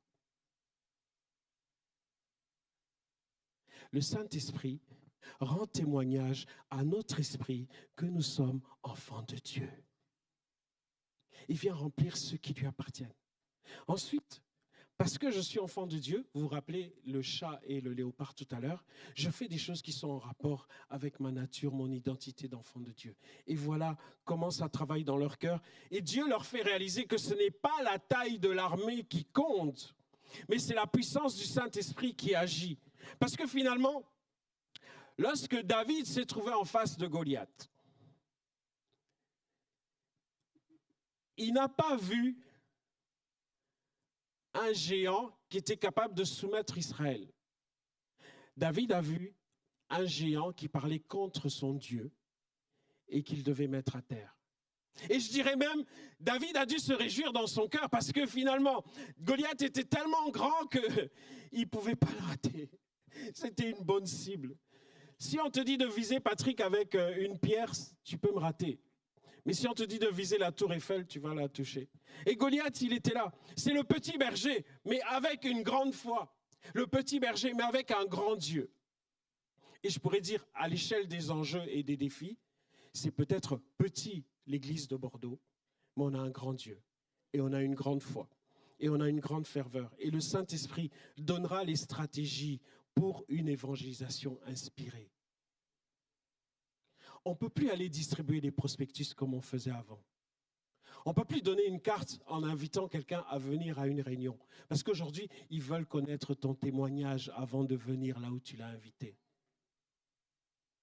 Et il faut 10 000 prospectus distribués pour qu'il y en ait un qui puisse venir à la réunion. Faites les calculs. Si vous voulez 30 personnes, aïe, aïe, aïe. Que chacun d'entre nous, on puisse avoir un témoignage vivant, frais, encourageant, pour les âmes nouvelles les nouveaux qu'on a vus tout à l'heure, qu'on a accueillis. Il y aura un temps d'accueil qui sera prévu, etc. Mais que tu sois là pour l'accueillir. Que tu sois là quand il y a le mariage, le baptême, les funérailles d'un tel. Ah, je ne le connais pas. Mais tu sais, quand ta tante va partir, tu seras content que les frères et sœurs soient là pour t'entourer. Vous nous avez entourés dans ce bâtiment quand Laurence est partie, ma cousine. Vous étiez là. Ça réchauffait nos cœurs. Mais vraiment. C'est ça la famille. C'est ça la maison de Dieu. Et une dernière chose, cette victoire par l'esprit permet des actions dans la société qui vont impacter la société au point que les gens vont se demander, mais pourquoi vous faites ça? Pourquoi le coffee bus? Pourquoi les distributions de colis? Pourquoi les petites mains et les grandes mains qui font les cadeaux? Quand je dis petites mains, je parle de la finesse de ce que je vois dans le hall là. C'est fait avec amour, avec précision, c'est pointu. Ça touche les cœurs. Et ça impacte notre société. Et je finis avec ça. Il nous faudrait une organisation inspirée de Dieu. Aujourd'hui, l'organisation du monde, elle fait à la façon du monde. L'organisation de la société, elle fait à la façon de la société. Et l'Église, elle s'organise comment? Elle s'organise comme chez Jésus. Si on prend le leadership de l'extérieur et qu'on l'applique à l'Église, il y a des choses à s'inspirer, c'est normal, par rapport à la direction, c'est sûr. Mais il y a d'autres choses pour lesquelles ça doit être différent dans la maison de Dieu. Parce qu'ici, il y a l'Esprit de Dieu. Alors Gédéon, il organise les hommes, mon Dieu, 300 hommes, avec quoi? Avec des armes, avec des tomahawks, avec des missiles, avec des armes, avec des couteaux de l'armée, etc. Pas du tout. Des trompettes et des cruches vides. Aïe, aïe, aïe. L'organisation de Dieu. Je disais, ce n'est pas la taille, mais c'est la puissance du Saint-Esprit qui agit. Mais je dirais aussi que l'organisation de Dieu permet qu'on puisse utiliser des moyens que l'homme n'utiliserait pas. Nous, on part sur une logique où on dit ils sont tellement nombreux qu'on doit être aussi nombreux. Et en matière de guerre, la stratégie de Gédéon, ce n'était pas une stratégie humaine. Ce n'était même pas une stratégie de l'armée. Plusieurs armées dans le monde ont leur stratégie. L'armée américaine, par exemple, c'est la stratégie de la masse. Quand vous regardez les deux guerres qu'il y a eu en Irak, on vient avec une telle masse d'hommes, d'armes, etc. On écrase. Et le défunt général Colin Powell, qui était général à la première guerre d'Irak, il a dit, si une mouche s'en prend aux États-Unis, on l'écrase avec un char pour lancer un message à toutes les mouches de l'univers. Vous comprenez la force qu'ils utilisent. C'est leur stratégie. Mais là, Gédéon est un stratège spirituel, pas un stratège humain. Parce qu'il prend les stratégies de Dieu, inspirées par l'Esprit de Dieu. Il met 300 hommes et dans les 300 hommes, Dieu leur dit, vous allez vous séparer. Aïe, aïe, aïe. Vous êtes déjà moins nombreux et vous allez vous séparer en 3 groupes. Comme quelqu'un qui a dit, ils sont combien? Ils sont 100. Nous sommes combien? On est 2. Allez, on les encercle. C'est bien parti. Mais là, il y a une action de Dieu. Une action spectaculaire. Une stratégie qui vient de Dieu. Avec les cruches et avec les trompettes. Ils ont tenu en échec les Madianites. Les Madianites ont pris la fuite. Et mieux que ça, ils ont même entraîné ceux qui étaient d'Éphraïm, qui n'étaient pas dans ce combat, ils sont venus participer à la guerre, ils sont venus participer à la victoire, et la victoire, elle est totale. Vous vous rappelez, on a gagné de 2018. Il y en a qui crient, on a gagné, mais ils n'ont pas assisté au combat, ils n'ont pas performé comme les autres aussi, parce que cette victoire était collective. C'était tout Israël qui a fait partir Madian de ce territoire-là. Quelle victoire! Et j'aimerais te dire, Dieu, comme innovation, il utilise peu de moyens, mais avec son esprit, il nous donne de la créativité. De la créativité. Quand l'Église est partie de Mériadec pour venir ici, il y a eu de la créativité, il y a eu de l'innovation. Quand il fallait aller évangéliser du côté de Bègle, quand il fallait que l'ITB quitte la région parisienne pour venir à Bordeaux, il y a eu de la créativité, il y a eu de la stratégie. les différents directeurs ont été des stratèges inspirés par le Saint-Esprit pour qu'il y ait une action dans les cœurs. Et nous sommes là aujourd'hui, anciens étudiants de l'ITB. Nous sommes là aujourd'hui, nous avons bénéficié de ces stratégies-là du Saint-Esprit. Nous avons bénéficié de leur ministère. Alors, pour nous ici à Bordeaux, et je termine avec ça, que Bordeaux, nous puissions être de ceux qui, comme Gédéon, a contaminé les autres. Les vaillants hommes qui ont marché avec Gédéon, ces 300-là, ils avaient quelque part la même mentalité que Gédéon. Qu'ici à Bordeaux, on puisse former des leaders qui soient visionnaires. Je ne suis pas en train de parler ici des visions, des gens qui ont des visions tous les 4 matins.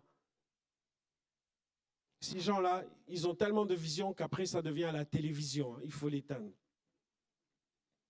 Je parle ici de visionnaires, de leaders qui sont mus par l'Esprit de Dieu, qui sont amoureux de la parole, qui sont amoureux des âmes, amoureux de Jésus, qui réalisent ce que ça coûte de suivre Jésus, qui réalisent que sans Jésus, les hommes et les femmes sont perdus pour l'éternité. Que Bordeaux puisse être une église qui encourage la collaboration avec les autres églises. On n'est pas les seuls au monde. Vous savez ce que les autres courants chrétiens disent des évangéliques? Qu'arrivés au ciel, les évangéliques sont dans une bulle et on les laisse tranquilles parce qu'ils croient qu'ils sont tout seuls au ciel. Mais nous, on n'est pas tout seuls au monde. On n'est pas tout seul dans la cube. Il y a des églises sœurs un peu partout. Ce sont nos frères, ce sont nos sœurs. Et cette collaboration avec eux va donner un impact encore plus grand dans la ville, encore plus grand dans les cœurs, encore plus grand par rapport aux autorités. Mais bien sûr, Gédéon a commencé par la maison. On commence par la maison, hein? On commence par ici, avant d'aller avec les autres. Alors je dirais, pour terminer, en résumé, ne restons pas dans une nostalgie qui peut nous paralyser, qui peut nous garder dans le passé. Au contraire, ces miracles passés doivent servir de modèle pour aspirer à plus. Je veux plus pour Bordeaux, je veux plus pour la France, je veux plus pour toi. Qu'on puisse, avec l'identité qui est la nôtre à Bordeaux, redevenir, rester une église conquérante. Autant hier, on a ouvert à droite et à gauche. Aujourd'hui, on est parti. Pauillac se développe. Bordeaux-Ouest se développe. Et à d'autres endroits, on se rappelle, étudiants, on allait évangéliser dans les quartiers à Talence. Mais que le Seigneur puisse ouvrir encore d'autres endroits, que Bordeaux grandisse. Que nous puissions former des disciples qui soient forts, fondés sur la parole, qui soient fervents, qui soient courageux. Parce qu'aujourd'hui, être chrétien, ça nécessite d'être courageux. Parce que tendre l'autre joue, ce n'est pas de la faiblesse, c'est du courage et de la foi. Parce que prier pour celui qui nous persécute, ce n'est pas juste parce qu'on est faible, mais c'est de la foi et c'est de croire que le Seigneur est capable de changer les cœurs. Seigneur, qu'on puisse dépendre de ton Saint-Esprit pour atteindre les perdus et pour qu'on puisse grandir avec toi. Alors comme une bâtisse qui est bien éclairée, parce qu'on y met les lumières, que Bordeaux, éclairé par le Saint-Esprit, puisse briller de 1000 feux, puisse se lever comme un seul homme et devenir et continuer d'être cette église qui influence, cette église qui impacte, cette église où Jésus est vu et les hommes y reçoivent la grâce et le pardon dans le nom du Seigneur. Que l'église retrouve sa gloire lorsque l'Esprit rallume la ferveur. Alors comme Gédéon, on veut prendre nos torches. Comme Gédéon, on veut se lever et être renouvelé par le Saint-Esprit, être renouvelé par l'Esprit, pour qu'on ne reste pas là à regarder vers le passé, mais que tourner vers l'avenir. Et parce que Dieu dit de toi que tu es un vaillant héros, tu puisses te lever et dire « Je veux me lever et je veux servir dans ma génération. Je veux me lever et je veux impacter la cube. Je veux me lever et je veux détruire ces autels d'idolâtrie qui ont été placés, qui ont pris de la place pour que le Saint-Esprit prenne toute la place dans mon cœur et dans mes vies. » On prie ensemble le Seigneur, s'il te plaît. Seigneur, merci pour cette grâce que nous avons, de nous approcher de toi, de réaliser combien, comme tu as fait avec Gédéon, tu nous parles, tu communiques des grâces, tu communiques ta vie, Seigneur. Merci parce que tu veux faire tomber les autels qui ont été érigés et qui ont pris ta place. Nous voulons être dépendants de toi. Nous ne voulons pas regarder à d'autres moyens que toi. Merci pour ces autels que tu as déjà renversés et que tu renverses encore dans le nom de Jésus. Merci pour les vies changées, les vies transformées. Merci pour la persévérance qui est là dans cette église. Merci pour la vision conquérante que tu as déjà déposée. Et merci parce que tu ranimes, tu ravives la foi dans le nom de Jésus. Je veux te donner l'occasion, toi qui es là, qui voudrais être un Gédéon. Et tu comprendras pour les dames, une Gédéon. Je ne sais pas comment on le dit au féminin. Mais simplement, si comme Gédéon, tu veux te lever dans ta génération, je te demande de te lever à ta place. Et nous allons prier ensemble. Où sont les Gédéons? Où sont ceux qui, avec leurs trompettes, avec leurs cruches vides, écrasent ces cruches pour qu'ils ressortent la vie de Dieu, allument leurs torches pour que la lumière soit vue, la lumière de Jésus, parce qu'ils éteignent toutes leurs ambitions personnelles pour laisser vivre Jésus en eux. Alléluia. Alléluia. Seigneur, combien nous voulons réaliser notre besoin de toi. Mes frères, mes sœurs qui sont debout, nous sommes avec toi pour te dire, sers-toi de nous, Jésus. Fais de nous ces Gédéons. Nous te rendons grâce pour les miracles d'hier. Nous te rendons grâce pour la gloire d'hier. Merci pour nos pères et pour leur travail. Et aujourd'hui, c'est avec nous que tu veux faire. Et tu fais avec nous. Seigneur, que chacun, chacune, rempli de ton Saint-Esprit, soit ce Gédéon, soit cette Gédéon qui impacte et qui accomplit des choses qui vont entraîner d'autres à leur suite. De sorte que Bordeaux éclaire encore de 1000 feux la gloire de Jésus, la puissance de ton Saint-Esprit. Merci pour ta faveur qui est sur cette église. Merci pour ta faveur qui est sur les responsables. Merci pour ta faveur qui est sur le conseil, sur tous les responsables de l'église. Et merci pour l'avenir qui s'écrit déjà dans les cœurs parce que tu es vivant, parce que tu es glorieux, rempli du Saint-Esprit. Équipe des dons, donne des outils, Seigneur. Donne des visions qui viennent de ton esprit. Donne des stratégies spirituelles. Donne à ta parole de faire son impact dans les cœurs et dans les vies. Et merci pour ceux qui se rajoutent à l'église. Merci pour ton église qui est vivante et impactante. Seigneur, tu es tout puissant et c'est toi qui feras ces choses dans le nom de Jésus. Amen et amen.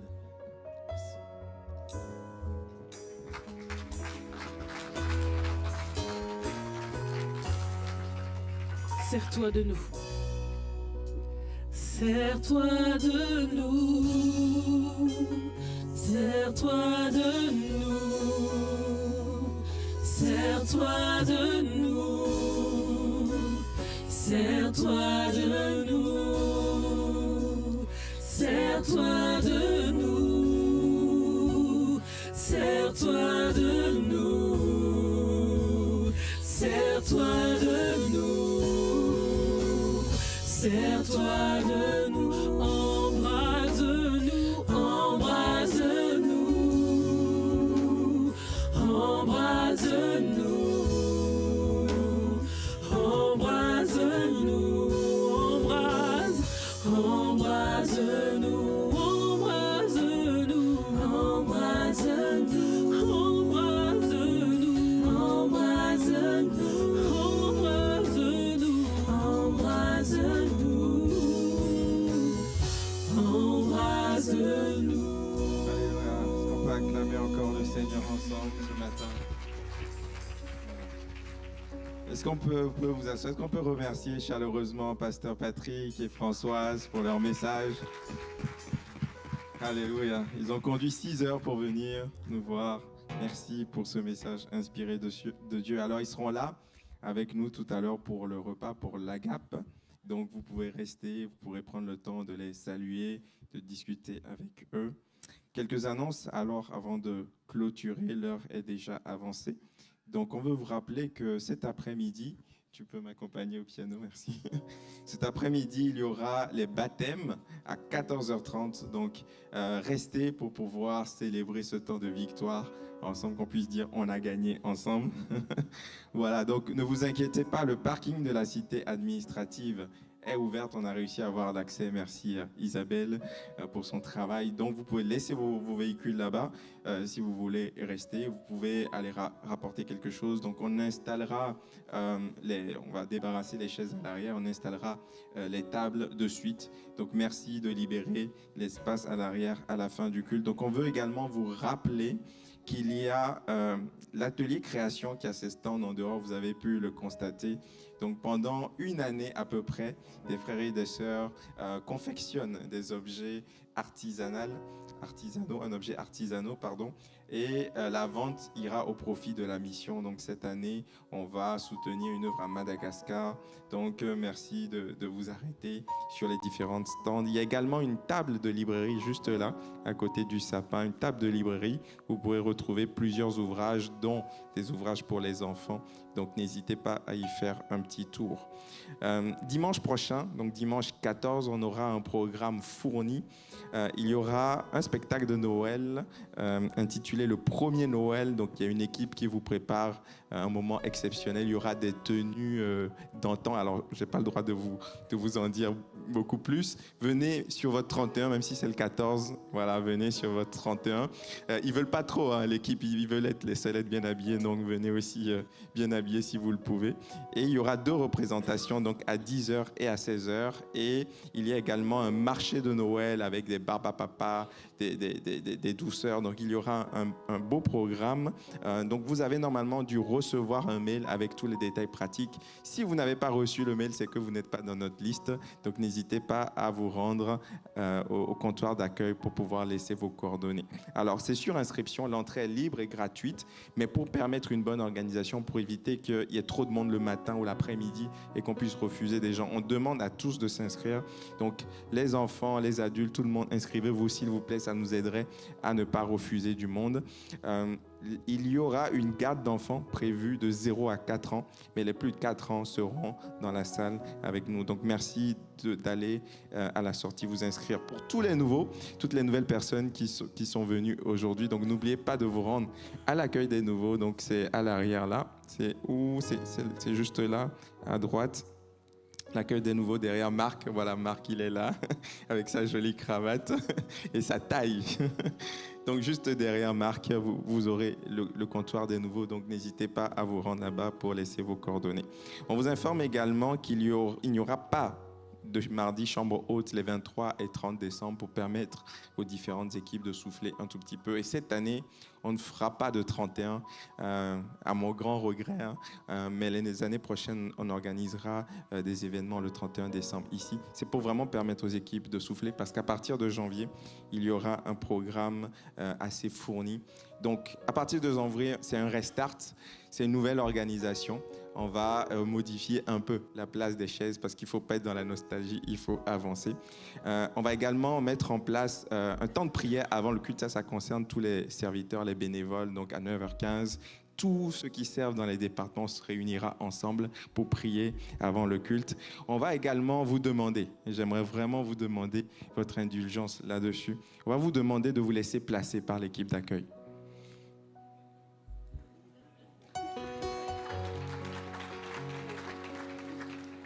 Je sais que certains ont leur place attitrée.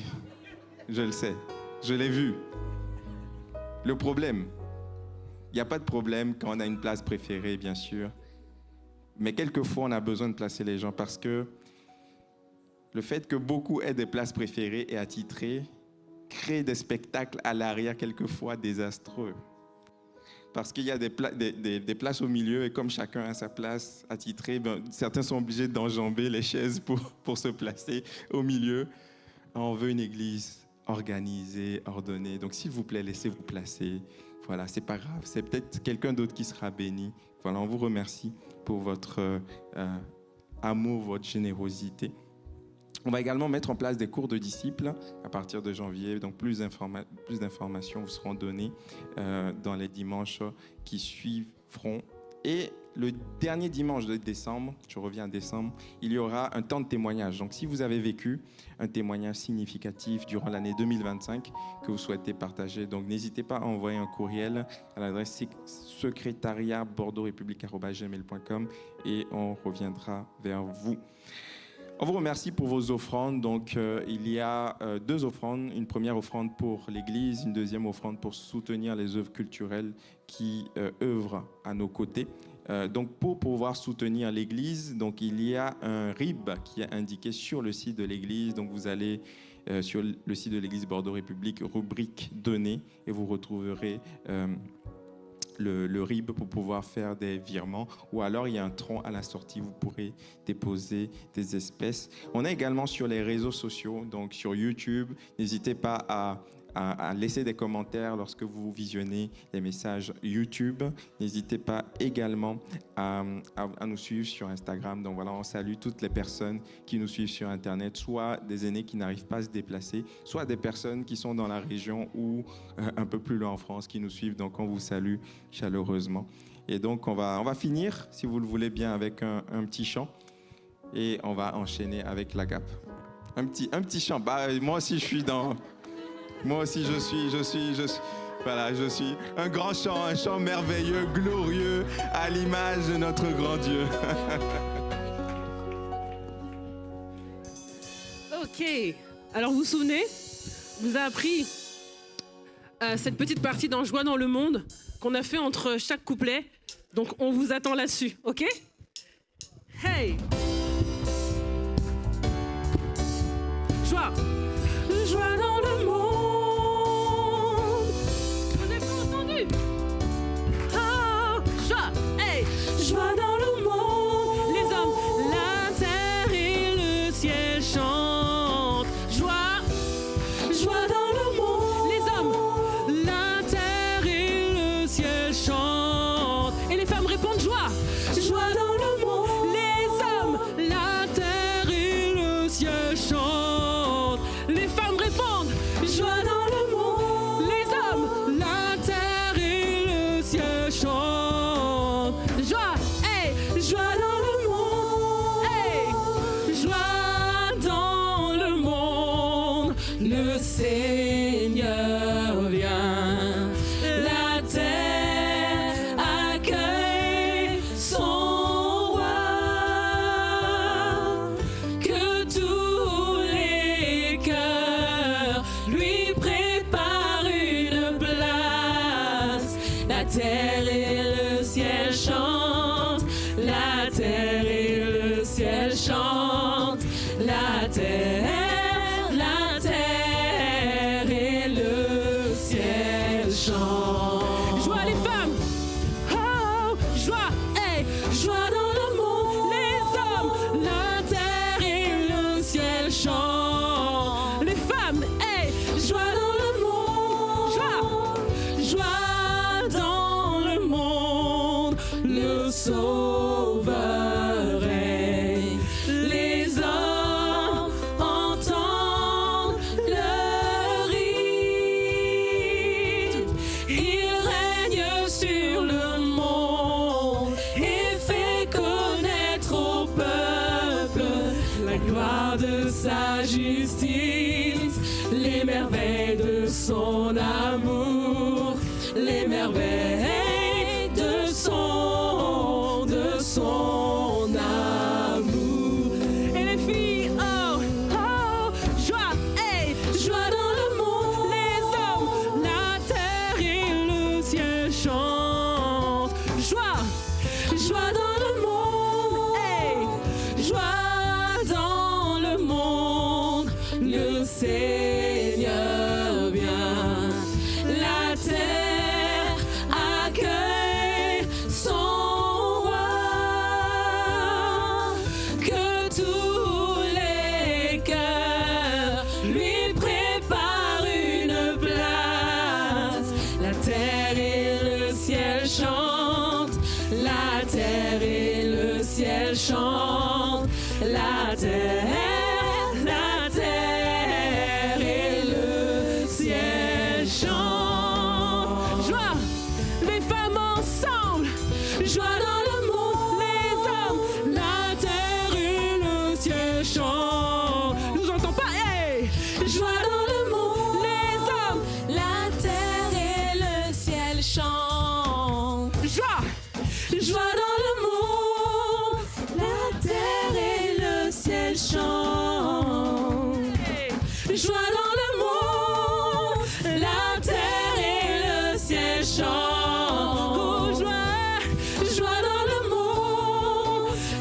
terre et le ciel chantent. Hey, joie dans le monde. Une dernière fois.